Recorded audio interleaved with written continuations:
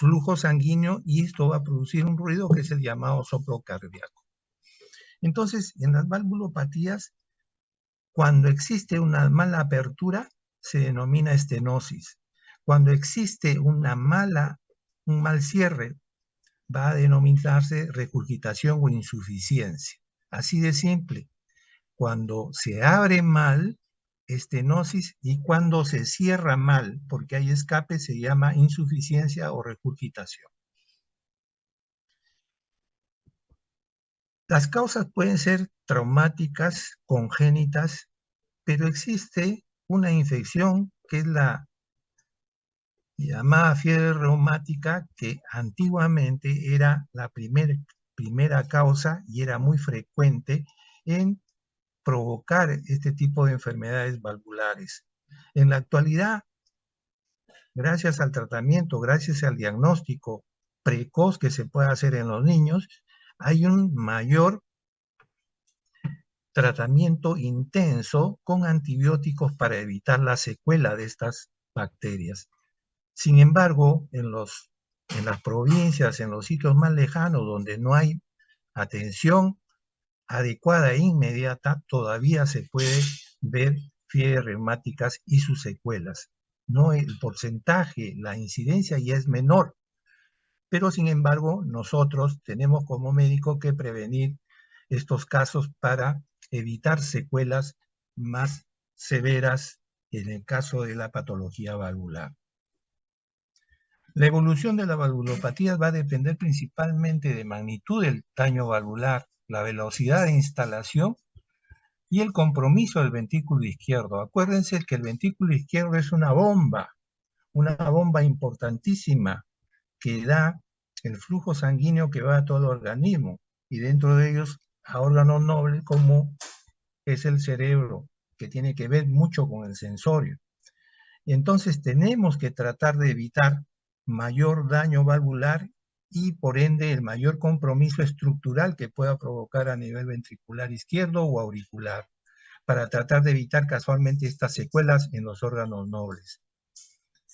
Entonces, teniendo como preámbulo estos conceptos que hemos mencionado, vamos a entrar de lleno a lo que es la valvulopatía aórtica. En este caso, vamos a iniciar la parte estenótica. Acá tenemos una válvula aórtica normal que se cierra. Ahí tiene sus 3 hojas. Y acá tenemos la válvula aórtica que se abre. La estenosis aórtica, por lo tanto, ¿qué significa? Que se abre mal.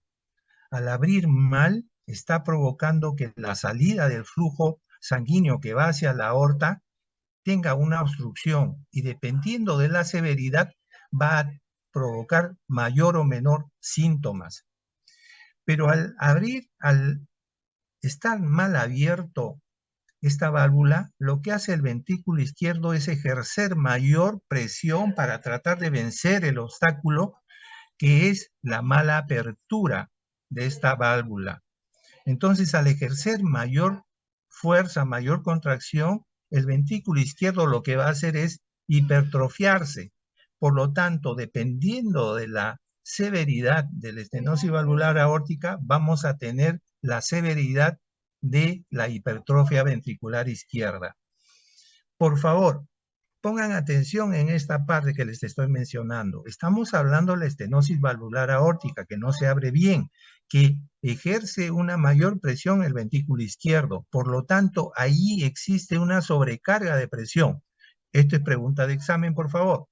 Existe una sobrecarga de presión porque lo que está ejerciendo es una mayor presión para vencer a este obstáculo que es la estenosis valvular aórtica. Y al provocar esta mayor fuerza, trae consigo la hipertrofia ventricular izquierda. ¿A expensas de qué? Se hipertrofia el ventrículo, las paredes del ventrículo izquierdo, a expensas de la cavidad. La cavidad ventricular izquierda tiene un tamaño, una dimensión conocida, un volumen conocido, pero cuando se hipertrofia las paredes, pero va a llenar la cavidad, de tal manera que al final esta hipertrofia va a hacer de que la cavidad ventricular izquierda sea menor. Por lo tanto, existe un mayor incremento de presión a ese nivel. Lo que va a pasar es que a la hora de llenarse el ventrículo en la fase diastólica, donde la aurícula envía sangre hacia el ventrículo, va a encontrar que el ventrículo izquierdo está con menos cavidad, existe una mayor presión. Entonces va a existir un obstáculo de la aurícula izquierda hacia el ventrículo izquierdo. Por lo tanto, va a incrementarse también la presión a nivel de aurícula izquierda. Esto trae consigo la hipertrofia de la aurícula izquierda. Al incrementarse la sobrecarga de presión, estamos hablando en estenosis valvular aórtica donde existe sobrecarga de presión, al incrementarse en aurícula, esta sobrecarga va a hacer de que las venas pulmonares que tienen que desaguar a nivel auricular izquierdo también incrementen su presión. Va a existir entonces una sobrecarga de presión retrógrada, ¿no? Que se transmite hacia atrás. Ojo, por favor, no estoy diciendo que el flujo sanguíneo esté regresando, sino que hay un enlentecimiento, hay una sobrecarga de presión, hay un retardo en el vaciado hacia aurícula izquierda porque la presión se está incrementando. Y así cada vez incrementa hacia atrás, llenando las venas pulmonares con incremento de la presión, y esto a su vez incrementa la presión a nivel de endotelio capilar, de los capilares pulmonares. Si se incrementa en capilar pulmonar, entonces esto que es un endotelio se va a separar la célula y va a trasvasar sangre hacia el alveolo, provocando vaciamiento a nivel de alveolo y provocando un problema de congestión pulmonar. De acuerdo a la severidad de la estenosis, de acuerdo a la sobrecarga de presión, va a existir la intensidad, la severidad de la congestión pulmonar. De ahí que encontremos inicialmente disnea a grandes esfuerzos, a moderados esfuerzos, a pequeños esfuerzos, a reposo, ortopnea y todo lo que ustedes saben, llegando al extremo de la congestión pulmonar masiva, que es el denominado edema agudo pulmonar.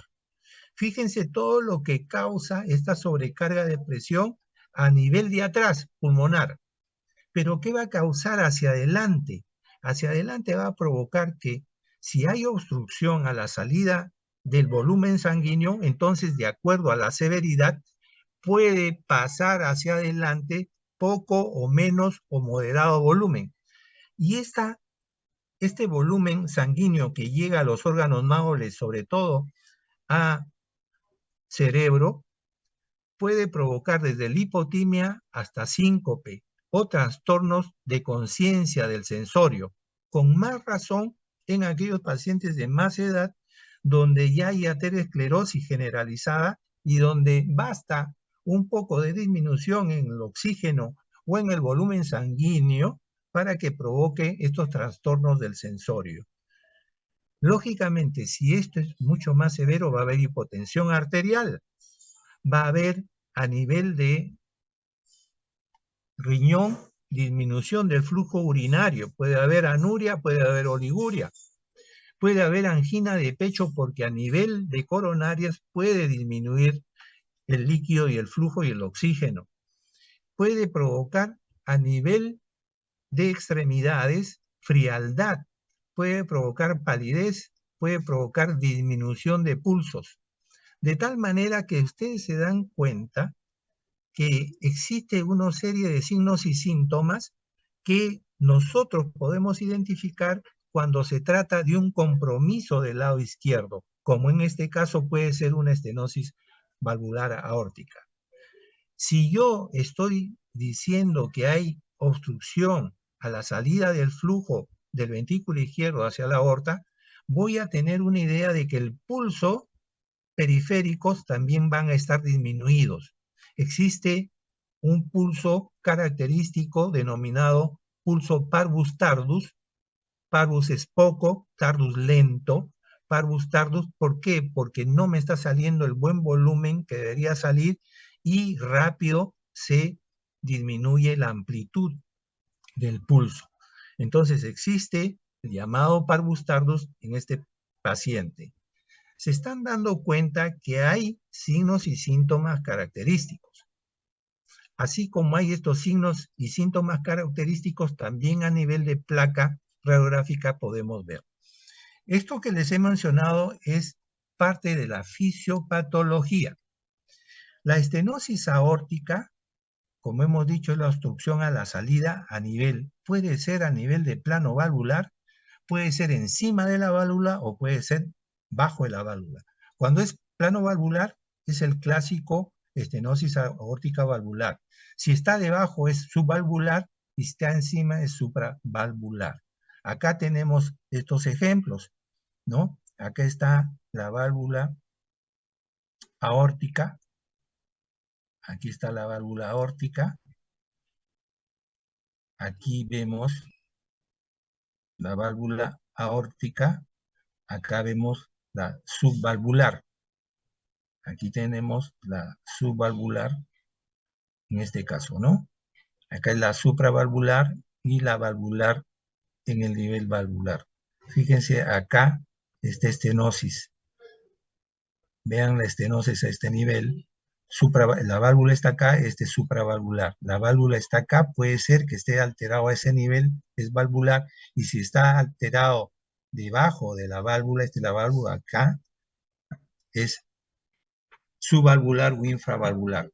Todo esto es necesario demostrarlo para ver qué tipo de tratamiento le damos y cuál de ellos es mucho más fácil. No todos son accesibles, porque toda esta conexión que estamos acá viendo muy lindo, a nivel real se puede estar dificultando para tratar de corregir quirúrgicamente.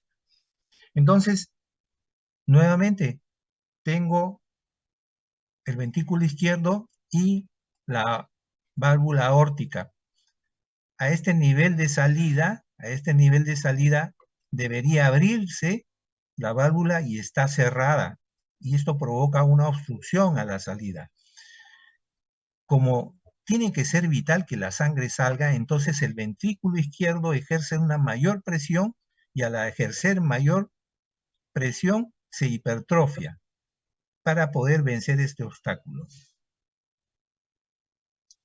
Entonces, aquí está lo que hemos dicho, la fisiopatología de la sobrecarga, de hipertrofia concéntrica, y tener en cuenta que la válvula aórtica tiene un diámetro, un área conocida, que está entre 2.5 a 3.6 centímetros cuadrados.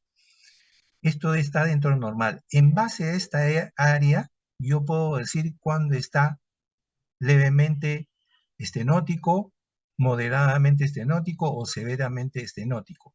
Se habla que la estenosis aórtica grave es cuando es menos de 0.5 centímetros. Ojo, por favor, esta medida es arbitraria, porque después vamos a ver que algunos autores mencionan 0.7, 0.8. Lo cierto es que cuando el área valvular es menos de 1 es ya severa. Y lógicamente, si es menos 0.8, 0.5 es muy crítica. Ese paciente ya está teniendo problemas sintomatológicos graves. Hay que tomar una decisión probablemente quirúrgica. ¿Cuál es la etiología, entonces, del problema de estenosis valvular? Ya estamos mencionando. Algunas que son congénitas nacen con este problema. Algunas son adquiridas por la parte infecciosa, como le dije, fiebre reumática, o pueden ser degenerativas. En la actualidad, lo más frecuente es la degenerativa.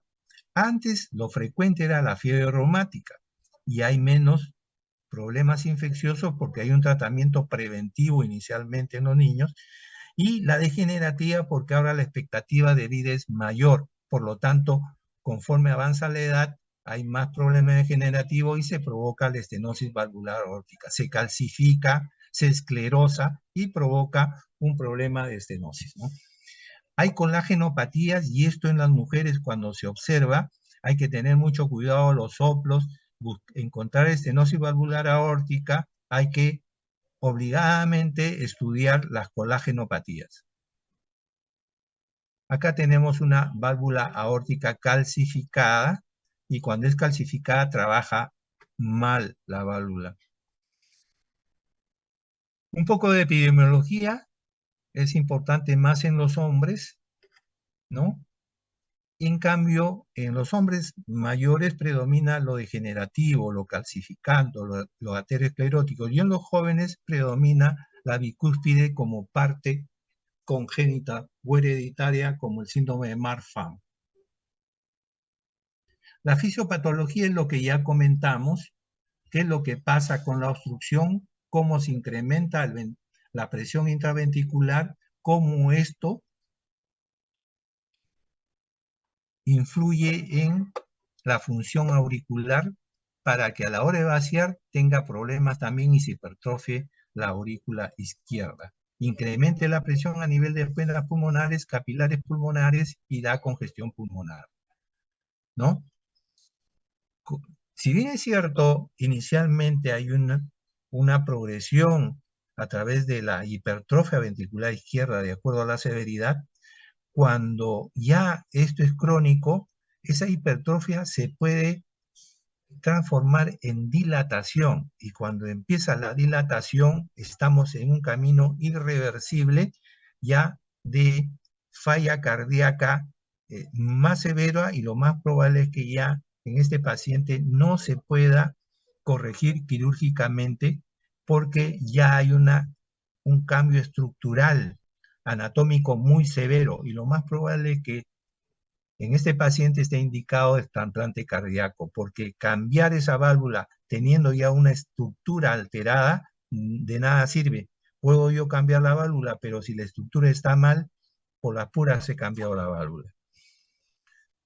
¿Puede complicar a otras valvulopatías? Claro que sí, de acuerdo a la severidad con la cual esta estenosis haya provocado daño intracavitario.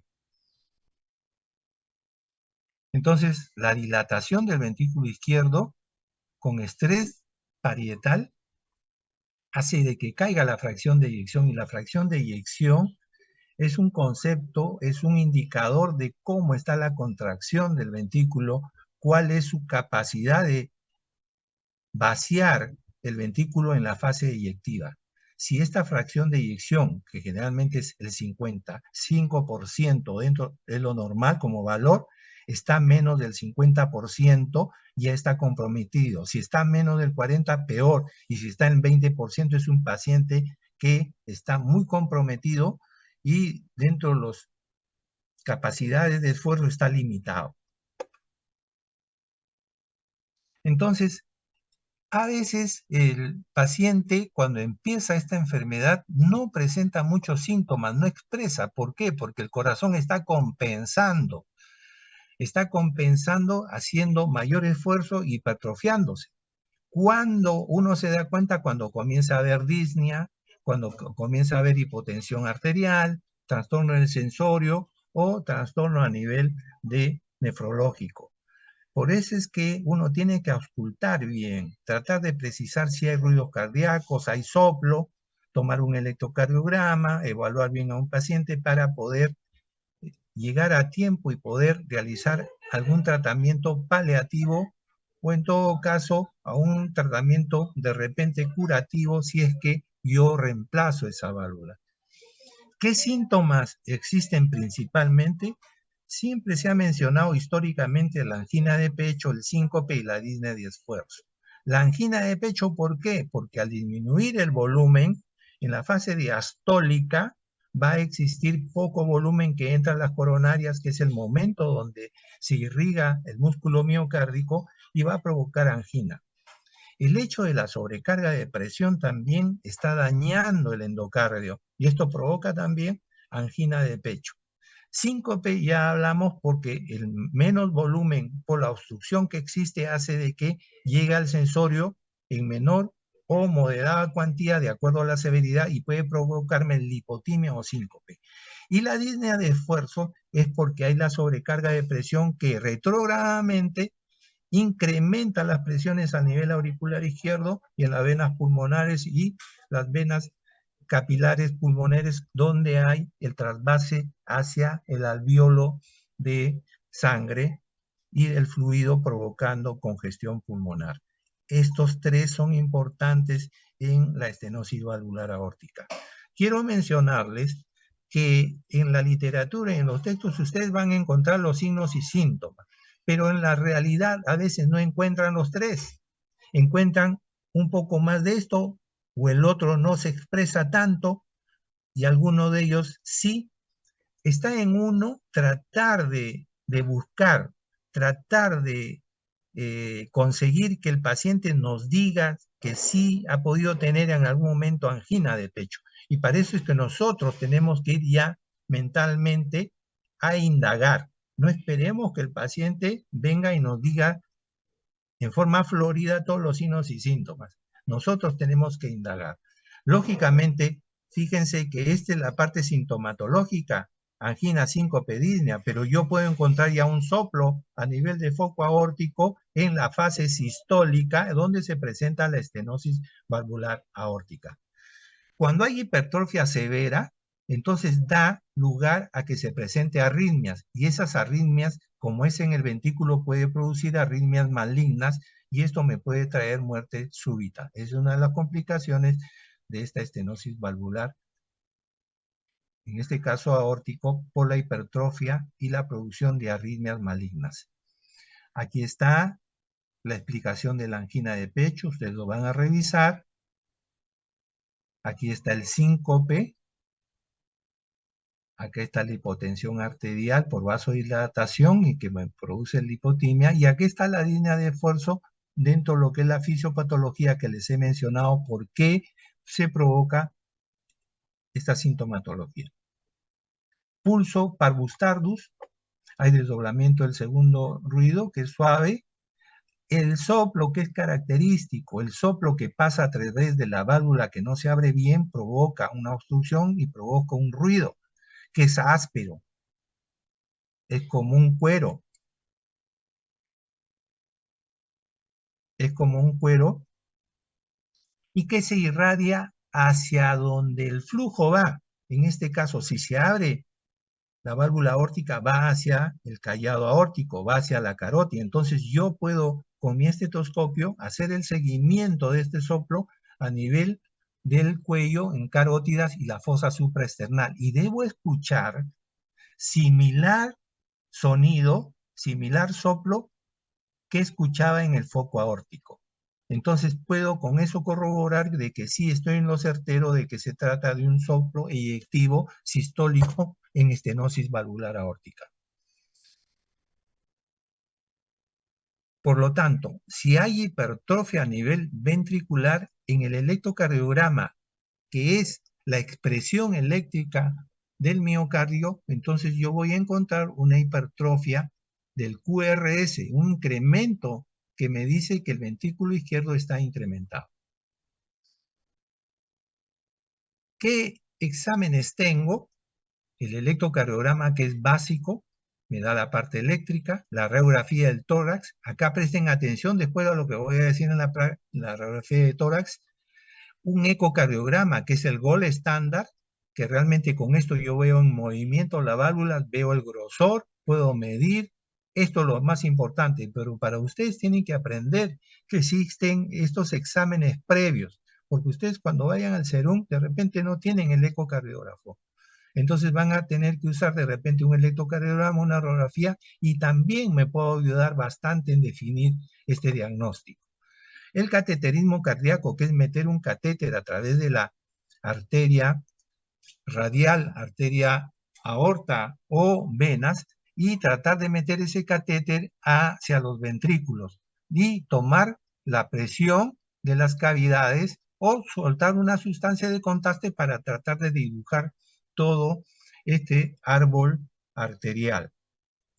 Existen también, por si acaso, y vamos a ver más adelante, la tomografía axial computarizada, la resonancia magnética y otros estudios que pueden ayudarnos a definir mejor, a clarificar mejor cuando hay duda inicial en este diagnóstico. Esto es lo que quiero que pongan atención, por favor, pongan atención.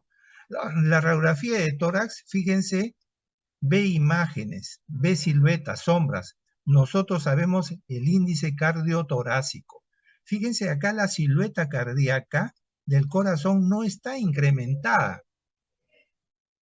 Esta es una característica de la estenosis valvular aórtica donde la imagen de la silueta cardíaca no aparece muy incrementada. ¿Por qué?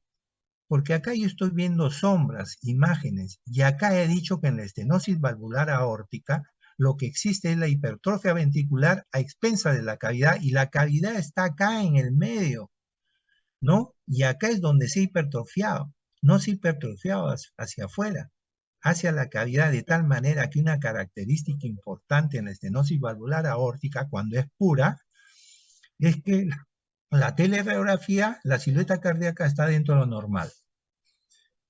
Acá está en cara lateral, yo puedo ver un incremento, un borde dentro de lo correcto también, pero lo más importante es el antero-posterior o el posterior-anterior, donde aparentemente el índice cardiotorácico está dentro de lo normal.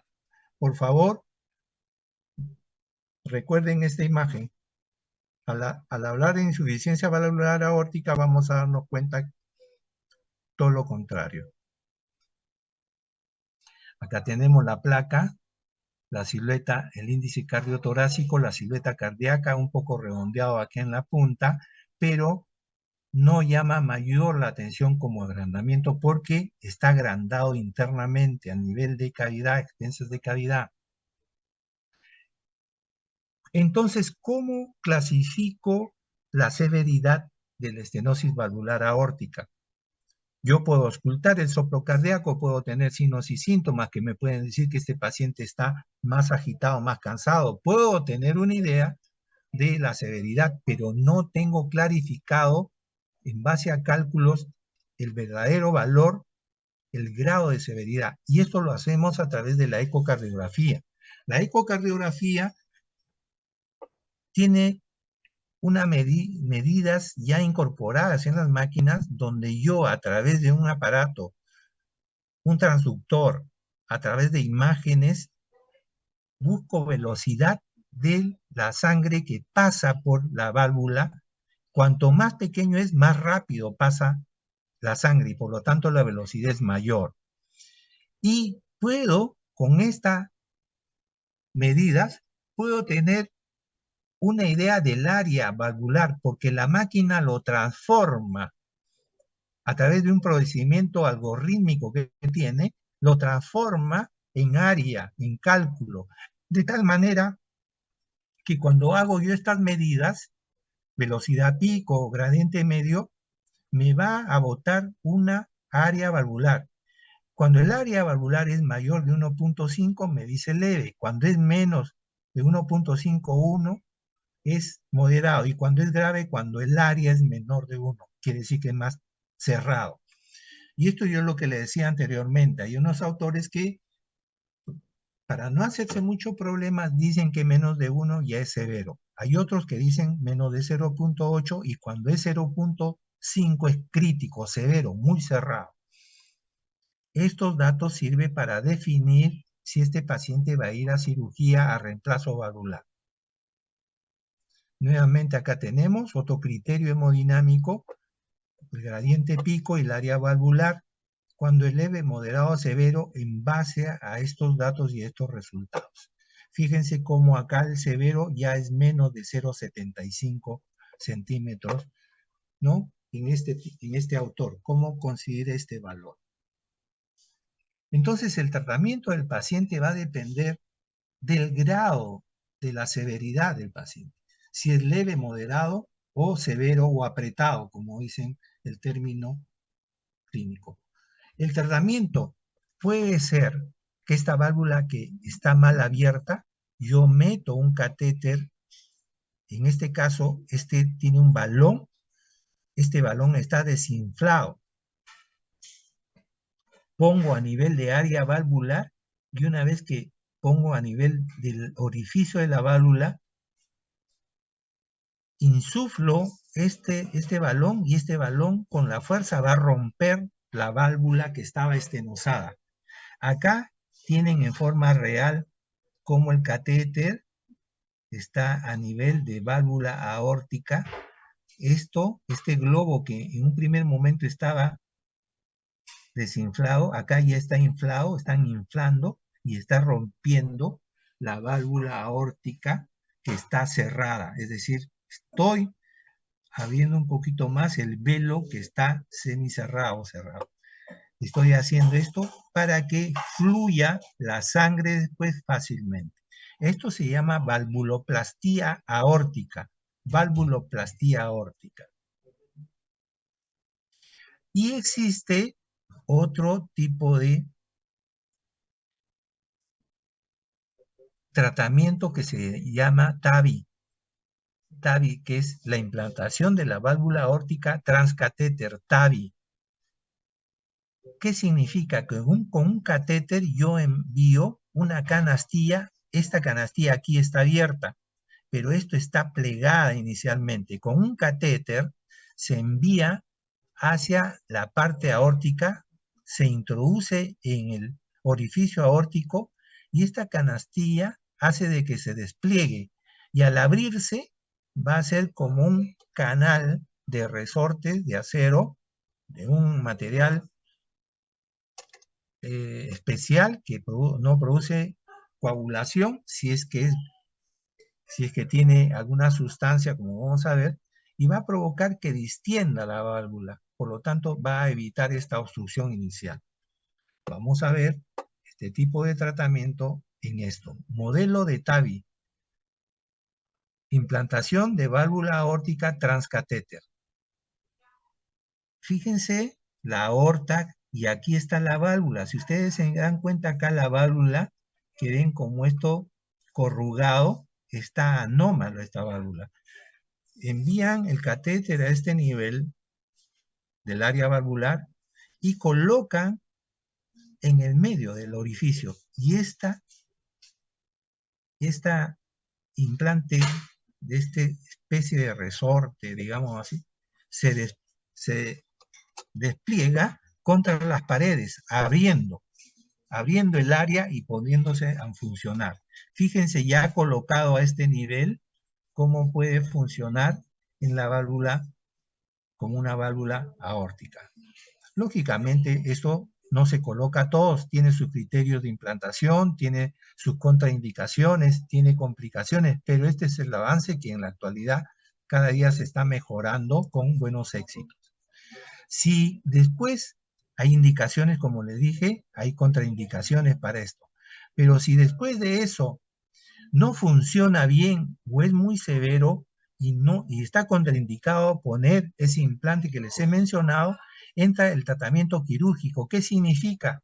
Que hay que abrir el tórax, eso se llama cielo abierto, y hay que abrir el corazón e ir con bomba de perfusión donde se para el corazón, se deriva la sangre a través de un bypass de catéteres y se va a la zona de la válvula donde se retira la válvula y se colocan las prótesis, sea mecánica o sea biológica. La mecánica necesita anticoagulante, la biológica, que puede ser del ser humano o puede ser porcino de animales que tienen buen resultado, no necesitan anticoagulación porque no hay este rechazo fácilmente a diferencia de las mecánicas. Actualmente las mecánicas ya vienen incorporadas un anticoagulante que va soltando gradualmente sin necesidad ya que uno use adicionalmente un anticoagulante.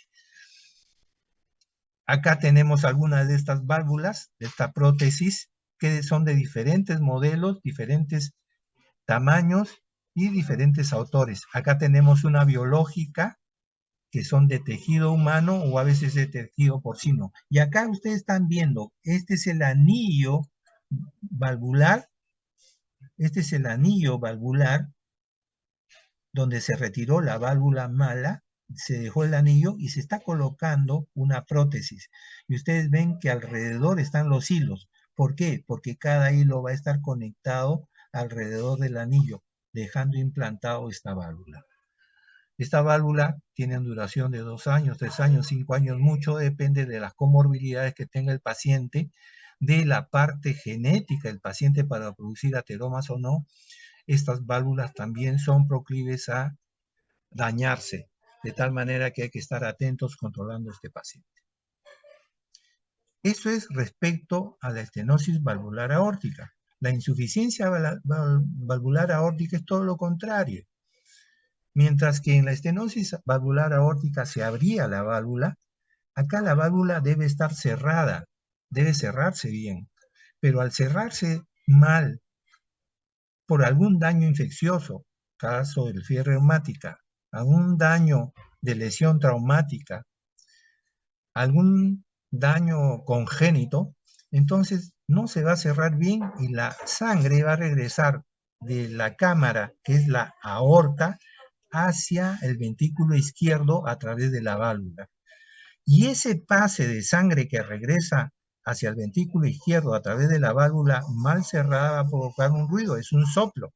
Es un soplo en fase diastólica y que va a tener otro tipo de característica, es un soplo en succión que va hacia abajo y la irradiación va a ser hacia abajo, ya no va a ser hacia el cuello ni hacia carótidas, porque no está en fase eyectiva, sino en fase diastólica, fase de llenado, y en este caso se denomina regurgitación o insuficiencia porque regresa sangre de la aorta, del vaso aórtico hacia el ventrículo izquierdo. Entonces, ¿qué tenemos? Tenemos una sobrecarga de volumen a nivel ventricular izquierdo. Acá, en este caso, pregunta de examen, es sobrecarga de volumen, no es sobrecarga de presión a diferencia de la estenosis valvular aórtica. Como es sobrecarga de volumen, el ventrículo va a llenarse, va a agrandarse como un globo, de tal manera que se va a dilatar, ya no se va a hipertrofiar, sino se va a dilatar a expensas de su pared, la pared se va a adelgazar, mientras que en la estenosis aórtica se hipertrofiaba, acá se va a adelgazar, de tal manera que esto va a parecer un globo de carnaval que echa uno agua y este globo se llena y cuando uno vacía se vuelve fofo porque ya la estructura se adelgazó, se dilató, entonces hay daño estructural. Por lo tanto, en la radiografía yo voy a ver un incremento de la silueta cardíaca, una alteración del índice cardiotorácico, a diferencia de la radiografía en la estenosis valvular aórtica. Entonces, ¿qué es lo que está pasando acá? A la hora de la fase diastólica, la sangre regresa de la aorta hacia el ventrículo izquierdo. Pero a ese momento también, como es fase diastólica, está abierta la válvula mitral, porque tiene que llenar el ventrículo izquierdo normalmente, de la aurícula hacia el ventrículo. Entonces llena de la aurícula al ventrículo y llena de la regurgitación aórtica al ventrículo, es decir, llena por la aurícula y llena por el regreso de la aorta hacia el ventrículo. Por lo tanto, se sobrecarga el ventrículo izquierdo de volumen, de sangre, y este volumen se incrementa, y esto también va a hacer de que dilate el anillo mitral, de tal manera que puede provocar una insuficiencia valvular mitral funcional. Y al provocar esto puede haber regurgitación también a nivel auricular izquierda. Pero si hay sobrecarga de volumen ventricular izquierdo, cuando la aurícula izquierda se abre y va a mandar volumen hacia abajo, hacia el ventrículo izquierdo, va a encontrar lleno, de tal manera que la aurícula también se va a llenar. Al llenar la aurícula va a provocar una sobrecarga de volumen, por lo tanto una dilatación auricular. Y esto también va a congestionar las venas pulmonares y los capilares pulmonares. Fíjense que es lo mismo que pasó en la estenosis valvular aórtica. La diferencia está que aquí hay sobrecarga de volumen, mientras que en el anterior caso había sobrecarga de presión. Pero la fisiopatología es la misma. Esta sobrecarga de volumen va a dilatar el endotelio, va a separar el endotelio y va a trasvasar sangre hacia el alveolo y va a producir congestión pulmonar en diferentes grados de acuerdo a la severidad. La fisiopatología viene a ser lo mismo, con diferencia que es uno sobrecarga de presión y el otro sobrecarga de volumen. Y a su vez, si no se corrige antes, esta sobrecarga de volumen también se transmite al lado derecho, provocando a nivel de arteria pulmonar la sobrecarga de volumen o sobrecarga de presión. En el caso de estenosis, provoca sobrecarga del ventrículo derecho en sus diferentes modalidades. Por lo tanto, a nivel ventricular izquierdo hay cambios estructurales, daño estructural. Esto va a hacer que los signos y síntomas sean en mayor o menor cuantía de acuerdo a la severidad. Entonces está la fisiopatología acá, no nos vamos a detener porque todo lo he mencionado.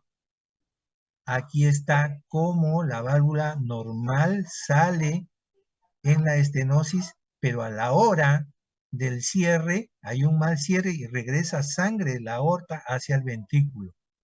Llena el ventrículo y la aurícula izquierda a través de la válvula mitral llena y hay una sobrecarga de volumen.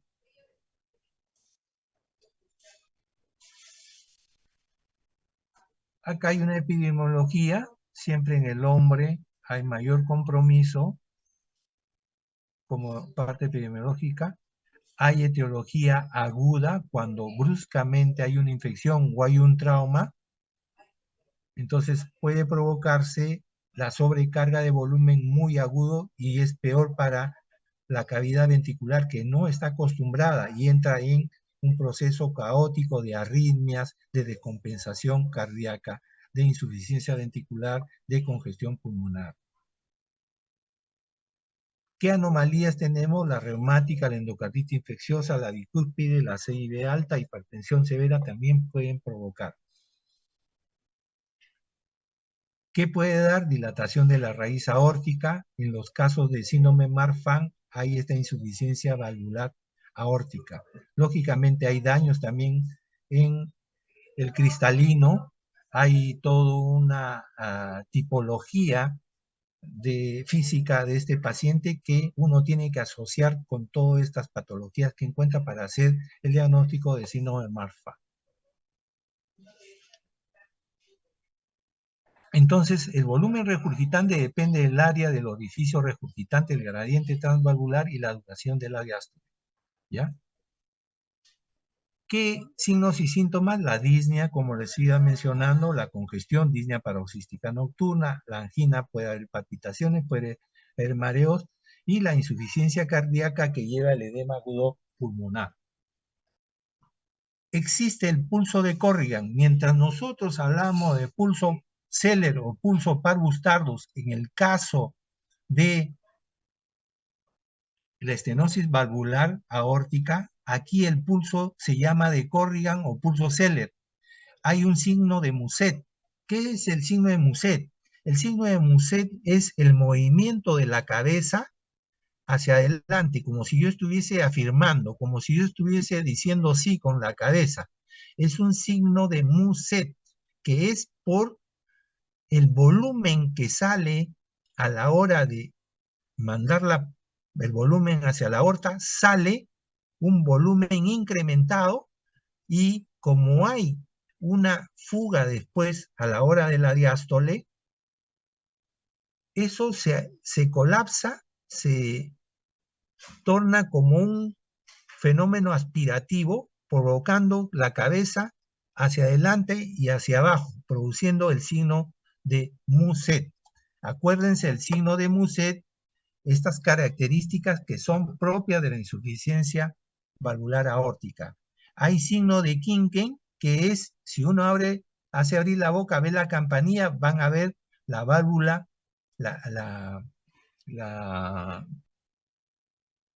el lecho unguial, perdón, el lecho unguial, van a ver ustedes el latido, van a ver la pulsación, van a ver que a nivel de uña van a ver que hay un estado pulsátil. Se palidece, se enrojece, se palidece. Y en el signo de Müller, que es en la úvula, ustedes van a ver, cuando abren la boca, van a ver cómo la úvula se mueve bruscamente que va en relación al pulso, que en este caso es un pulso en martillo de agua, pulso de Corrigan, pulso Zeller. Aprendan este tipo de pulso, pregunta de examen. Y hay otra serie de presiones que a nivel de miembros inferiores existe un mayor incremento de la presión a diferencia de las extremidades superiores, de 10 a 20 milímetros mayor. ¿Qué me están hablando de ahí? Un incremento a nivel de eyección. Existe el soplo de Durossiez y otros soplos, como vamos a ver. Un sonido, primer ruido normal, disminuido. Todo esto va a depender de la severidad. No es necesariamente que voy a encontrar. Pero sí la característica importante es el soplo diastólico. Mientras que en la estenosis era un soplo sistólico, acá es soplo diastólico. Acuérdense lo que les voy a decir. El soplo, cuando se produce en estenosis, el soplo, el ruido, si yo quiero dibujarlo por su intensidad y cómo va decreciendo, pues es en rombo, cuando el soplo es en estenosis. En cambio, cuando es en insuficiencia, el soplo no es en rombo, sino más bien en barra, trata de ser una barra, el soplo. Entonces uno también más o menos puede tener una idea de cuando escucha, más o menos corrobora de que se está tratando de la estenosis o insuficiencia. Por favor, cuando yo hablo de la estenosis valvular aórtica o hablo de la insuficiencia valvular aórtica, tengo que juntar signos y síntomas. Todos los datos tengo que juntarlos y correlacionarlos. No me basta encontrar uno para definir estenosis o insuficiencia. Tengo que juntar presión arterial, tipo de pulso, tipo de soplo, el foco donde estoy, cómo se irradia, la radiografía, que si hay dilatación o hay hipertrofia, el electrocardiograma. Todos estos datos me lleva recién a un diagnóstico de estenosis valvular aórtica o insuficiencia valvular aórtica. Por lo tanto, cuanto mayor signos y síntomas yo puedo demostrar, ubicar, identificar en el paciente, probablemente voy a tener más chance de dar en el diagnóstico adecuado. Soplo holodiastólico en un paciente con insuficiencia es más pansistólico o holodiastólico. El pulso célero saltón, así como dijimos de martillo de agua, ¿no? Quinque es también llamado pulso Celery saltón. Tiene varios nombres por la cual podemos identificar estos. La presión diferencial, la presión arterial diferencial es menos de 40, ¿no? Menos de, perdón, la presión diastólica arterial es menos de 40. Escuchen bien lo que voy a decirles, por favor. Escuchen bien. Normalmente nuestra presión arterial es 120/80 como un referente. Si yo tengo estenosis valvular aórtica, quiere decir que la sangre sale con obstrucción, no va a salir 120, saldrá 110, porque hay obstrucción. Entonces, si yo tenía como referencia 120/80 la presión, la diferencia de 120/80 es 40. Si resto, 120/80 es 40. En el caso de la estenosis, como hay obstrucción a nivel de salida, pongamos que sea la presión 110/80. La diferencia es 30. De tal manera que en relación a mi valor normal, esta diferencia de presión arterial es menor. En la estenosis, la diferencia de presión entre la sístole y la diástole es menor, va disminuyendo en relación al normal. En cambio, en la insuficiencia valvular aórtica, esta diferencia o esta presión diferencial va a ser mayor.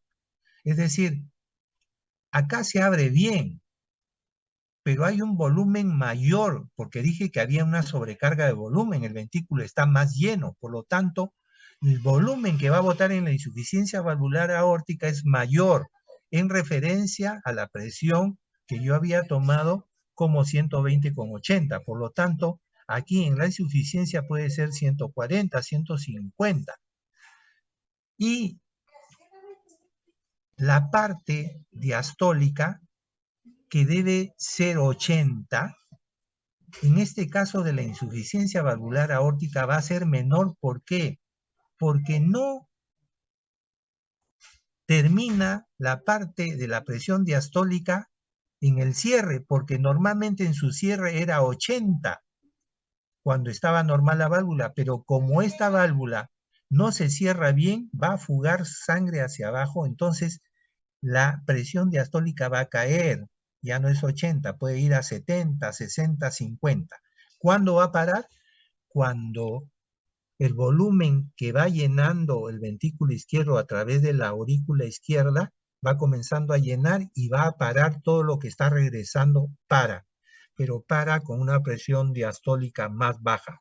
De tal manera que si yo en esta presión sistólica de la insuficiencia valvular aórtica ha sido mayor 150 y la presión baja en 60, si yo resto 15 menos 60, me va a salir una presión mayor de 90, ¿no es cierto? Entonces, la presión diferencial es amplia, a diferencia de la estenosis valvular aórtica. Tengo también otro dato importante para poder hacer diferencia entre estas dos patologías. Espero que me estén entendiendo, por favor. Si no, repasan porque ahí lo tienen. ¿Y qué procedimientos hay en la insuficiencia valvular aórtica? Clínica, electrocardiograma, radiología, ecocardiograma, modo M o mono y bidimensional. Monodimensional, bidimensional, ecodoppler, cateterismo. Tenemos ecocardiograma, ventriculoradiografía isotópica, cateterismo. Tenemos resonancias magnéticas, tenemos varias, ¿no? Entonces, el electrocardiograma va a haber hipertrofia, va a haber agrandamiento del ventrículo izquierdo y esto se va a caracterizar por hipertrofia. Ustedes en electrocardiografía básica que están llevando ya pueden saber cuándo hay hipertrofia. Y aquí está la parte radiográfica, yo lo mencionaba. En el caso de la insuficiencia valvular aórtica, donde hay sobrecarga de volumen, esto se hincha como un globo, el índice cardiotorácico está alterado, está variado, hay una mayor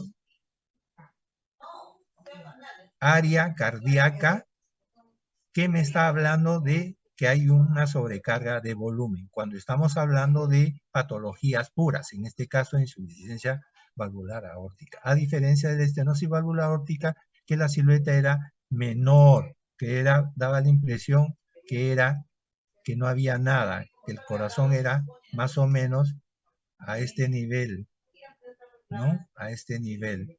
En cambio, acá está incrementado. Entonces, la ecocardiografía es el gol estándar para darnos estas mediciones y nos puede determinar el área valvular. El tratamiento, de acuerdo a la valvulopatía, si es grave o no, tiene mayor síntoma o no, debemos hacer el tratamiento farmacológico, cambio de estilo de vida, dieta bajo de sal, poco líquido, que es lo que generalmente tenemos que hacer, pero acá lo que se refiere más es si damos medicamento solo o hacemos cirugía. Entonces, en pacientes asintomáticos puede darse IECA, nifedipino, puede darse diuréticos, ¿no? Y el cambio de estilo de vida puede ayudarnos. Pero cuando es mucho más severo, entonces ya esta indicación quirúrgica ya está indicado en nuestros pacientes, ¿no? Cuando es tratamiento quirúrgico, ahí tienen todas las indicaciones respectivas, ¿no?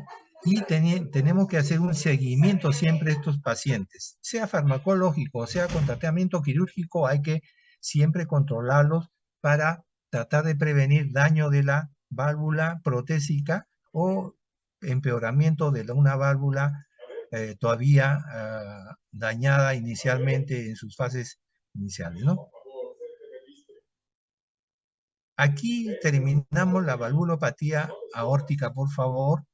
Esperen un ratito, no se vayan.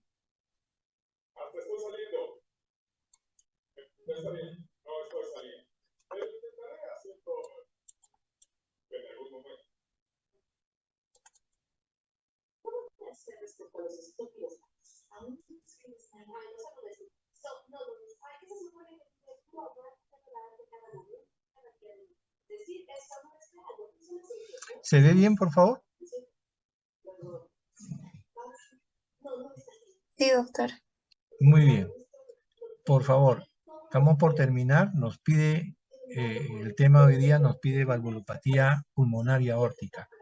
Por favor, la enfermedad valvular pulmonar, al igual que la aórtica, mecánicamente son iguales. Por favor, todo lo que hemos hablado de estenosis, de insuficiencia, es lo mismo.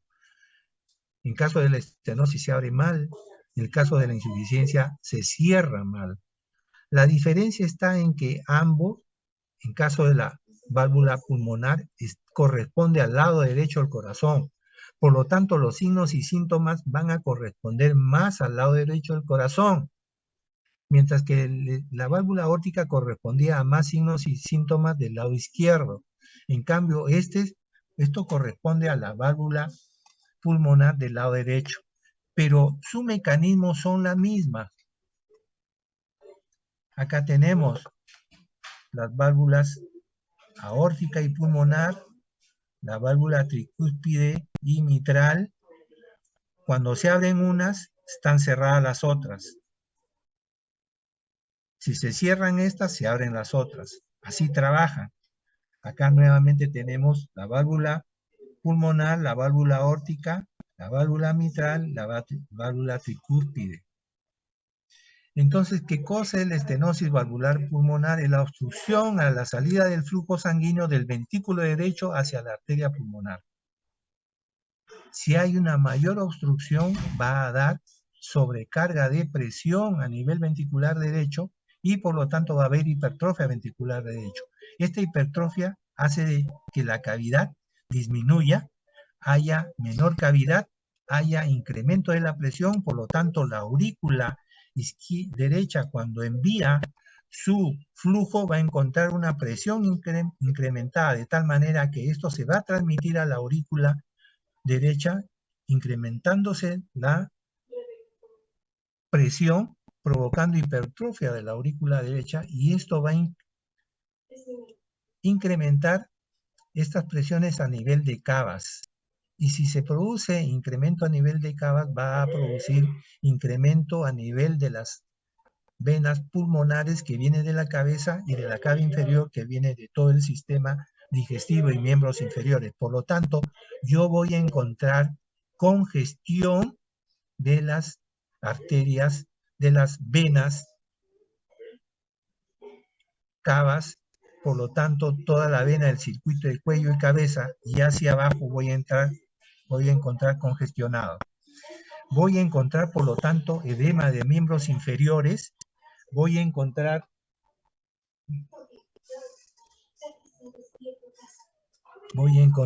incremento de ascitis, voy a encontrar circulación colateral, voy a encontrar edema de miembros anasarca, todo lo que corresponde al lado derecho. Por eso es que yo no me puedo confundir si comienzo a identificar signos y síntomas que corresponde al lado derecho y corresponde al lado izquierdo. Si a eso le sumo soplo a nivel de foco de la pulmonar, entonces puedo distinguir que se trata de un compromiso derecho, y en este caso de una valvulopatía derecha. Puede ser las causas congénitas adquiridas, la reumática, que ahora ya es menos. Acuérdense del síndrome carcinoide cuando comienza a obstruir, a invadir las paredes y por lo tanto va a provocar una obstrucción a ese nivel. Entonces puede provocar un problema obstructivo y puede producir un efecto de estenosis. Acá tienen el esquema del ventrículo izquierdo, la válvula pulmonar, la arteria pulmonar, y acá está estenótica, la válvula pulmonar. por lo tanto va a haber incremento de la hipertrofia del ventrículo izquierdo, incrementando la cavidad, y esto va a transmitir hacia aurícula y esta vena cava superior, vena cava inferior congestionando. Entonces, la lesión estenótica me va a incrementar la cámara ventricular derecha de acuerdo al grado de obstrucción. Provoca hipertrofia y provoca después una depresión contráctil. Va a haber problemas a nivel de contractilidad. Acá tenemos, miren, el ventrículo derecho cómo está hipertrofiado, cómo esta obstrucción a nivel de la válvula pulmonar puede provocarme esta sobrecarga de presión a este nivel. Y esto se transmite a aurícula derecha y esto a venas cavas. Entonces, signos y síntomas: existe un soplo eyectivo grave en el segundo espacio intercostal izquierdo paraesternal, hay impulso ventricular derecho incrementado, ¿no? Hay congestión venosa, hay ascitis, edema, visceromegalia y edema de miembros inferiores, que son totalmente diferentes al lado izquierdo. Aquí está lo que yo les mencionaba, la estenosis aórtica. Todo lo que es estenosis va a dar un fenómeno ruido cardíaco, un soplo cardíaco en rombo, da en rombo. El sonido vamos a escuchar que aparece de a poquitos, va incrementándose y después va disminuyendo en rombo. Mientras cuando hay una insuficiencia, cualquier tipo de insuficiencia va a dar el soplo en barra y va a dar tipo lo sistólico. Antes esto se estudiaba con la fonocardiografía, que es estudio de sonidos. Ahora ya poco se usa o no se usa nada porque la ecocardiografía me da más detalles. Acá tenemos una estenosis valvular pulmonar donde el arco de la pulmonar está incrementada. ¿Se acuerdan que yo les mencionaba una estenosis valvular pulmonar, en este caso el ventrículo derecho, da la hipertrofia ventricular derecha a expensas de la cavidad y no se va a incrementar la silueta cardíaca? No va, esa relación de la cardiopulmonar no va a estar alterada, pero sí podemos darnos cuenta por el arco pulmonar incorporado. Tenemos el soplo, tenemos congestión pulmonar venosa, tenemos ascitis, más esta silueta me está hablando de una estenosis valvular pulmonar. Acá es un ecocardiograma, es una imagen que hay que conocer, estudiar, donde se coloca un transductor y este transductor mide la velocidad de la sangre que pasa a través del obstáculo obstruido y esta velocidad se mide. Aquí está la medida, acá dibuja la velocidad y esto se transforma a través de la computadora en área, para sacar área de la válvula del orificio pulmonar. Entonces, ¿qué estudios tengo? Tengo el electrocardiograma, tengo la telegrafía de corazón y grandes vasos. Se repite lo mismo que en la estenosis aórtica, ¿no? La ecocardiografía, cateterismo cardíaco, TAC, tomografía axial computarizada, la tomografía por emisiones, el TEM, la resonancia magnética. Y en base a esta ecocardiografía yo voy a buscar la velocidad, el gradiente, la presión sistólica y me va a salir el área. Y aquí están cuando es leve, cuando es moderada, cuando es severa. Entonces yo tengo que aprender estos parámetros para poder definir bien la gravedad. Por lo tanto, la estenosis pulmonar, en cuanto al tratamiento, va a depender, entonces, si esa es una estenosis ligera, no tiene síntomas, a veces no se hace nada porque no va a tener mayor compromiso. Pero si ya tiene un gradiente mucho mayor, entonces ya se debe estar viendo si es que se hace una angioplastía, es decir, una dilatación, como vimos en el caso de la estenosis valvular aórtica, se dilata esa estenosis, o en todo caso ya hay que ponerle una válvula protésica de acuerdo a la severidad y a la sintomatología. Entonces la estenosis pulmonar leve o moderada tiene pronóstico bueno, la severa sí tiene tratamiento a nivel de una valvuloplastía con balón o de acuerdo a un recambio valvular. En el caso de la insuficiencia, viene a ser lo mismo que en el caso de la insuficiencia valvular aórtica, solamente que en el lado derecho. ¿Cuáles son las causas? Congénitas, las adquiridas, la endocarditis infecciosa, la reumática, el carcinoide, el síndrome de Marfan, que ya hemos visto. ¿Qué pasa acá? Estamos viendo ahora el ventrículo derecho con la arteria pulmonar. En este caso, a la hora que debe cerrar, se cierra mal y la sangre regresa de la arteria pulmonar hacia el ventrículo derecho. ¿Qué va a pasar con el ventrículo derecho? Hay sobrecarga de volumen. Regresa sangre en la fase diastólica, pero además, aquí en la fase diastólica, la aurícula derecha está actuando para que a través de la tricúspide que está abierta llene, de tal manera que hay sobrecarga de volumen por la aurícula y hay sobrecarga de volumen de la aorta que regresa sangre al ventrículo izquierdo. Hay una sobrecarga de volumen y esto va a dilatarse a expensas de la delgadez de esta pared. Por lo tanto, sí se va a ver acá un corazón mucho más grande. Al sobrecarga de volumen, se sobrecarga también volumen a nivel auricular derecho y esto sobrecarga la vena cava superior, vena cava inferior, provocando congestión. Pero ya la congestión es por sobrecarga de volumen, a diferencia de la anterior que era sobrecarga de presión. Entonces va a haber igual incrustación yugular, así edema en miembros inferiores y va a provocar algunos soplos que se denomina Graham-Still, que es diastólico, ¿no? Cuando hay una hipertensión pulmonar sistólica superior a 70 se produce un soplo en el caso de la insuficiencia que se denomina Graham-Still. Nuevamente, para repetir que en el caso de las insuficiencias es más así en barra. Acá aparentemente parece rombo, pero el rombo es el bar. El rombo es de este tipo, rombo. Es en barra y más holosistólico o pansistólico.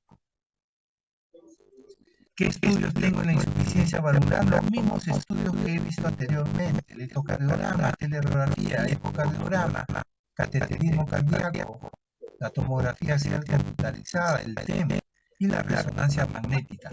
Todo esto voy pidiendo de acuerdo a que si estos estudios previos no me dan un diagnóstico con más detalle o no estoy satisfecho, pero si yo tengo un diagnóstico con estos previos estudios es suficiente y no hago este gasto en vano.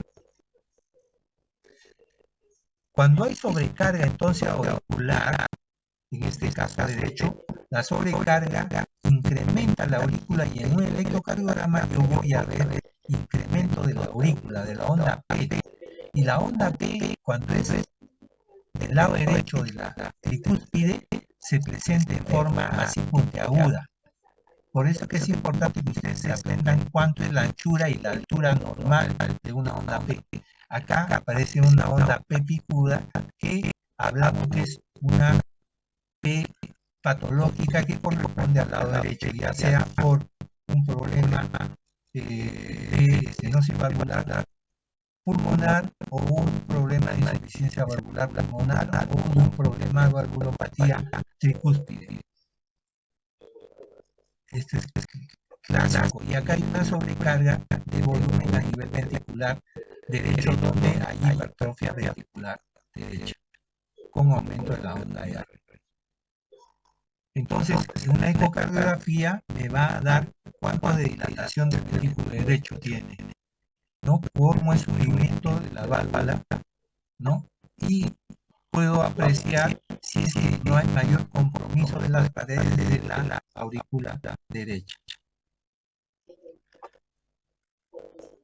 Estos son formas como uno ve con color, flujos, para hacer ver que con ecocardiografía yo puedo determinar estos valores que estoy mencionando: velocidad de flujo, gradiente pico y ver el área valvular.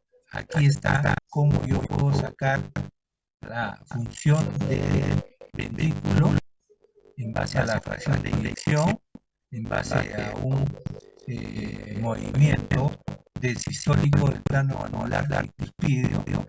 Son valores que yo les pongo como presentación en el sentido de que todos estos estudios, todas estas patologías, a través de unos estudios adecuados, puedo determinar la severidad.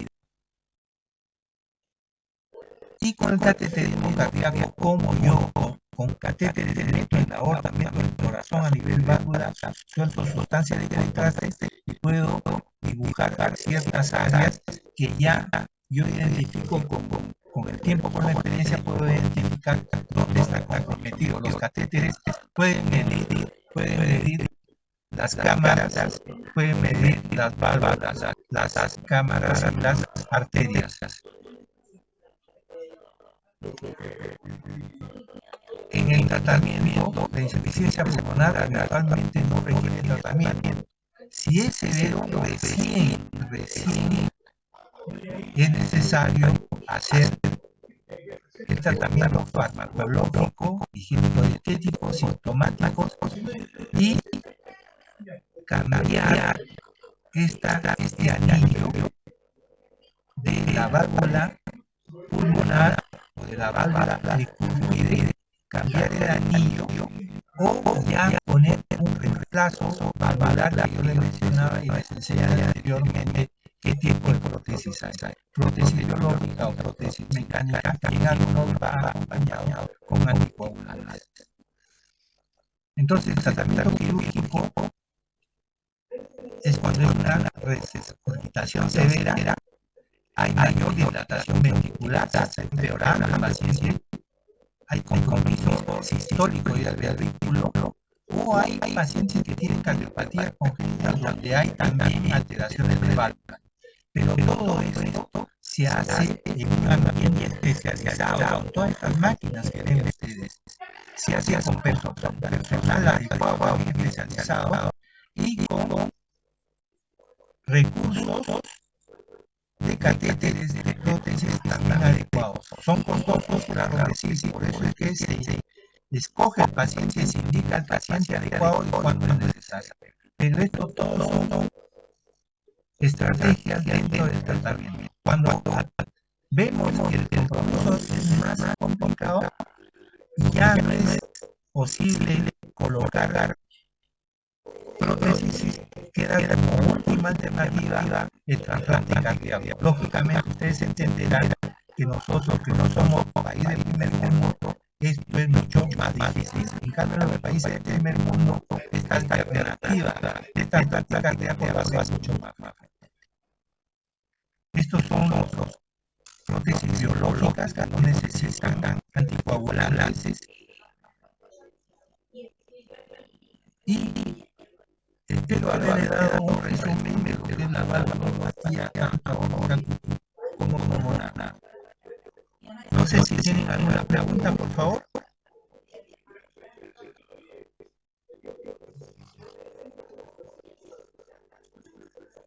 ¿Alguna pregunta, por favor?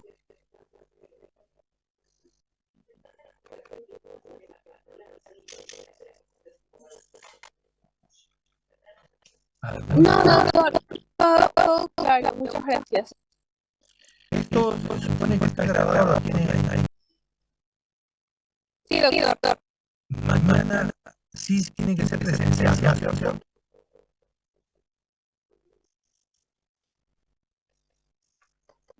¿Sí? Sí, doctor. O sea, en todo caso, cualquier cosa se le comunicaría a la demanda, pero hasta el momento sí la aplicación. Muy bien. Entonces,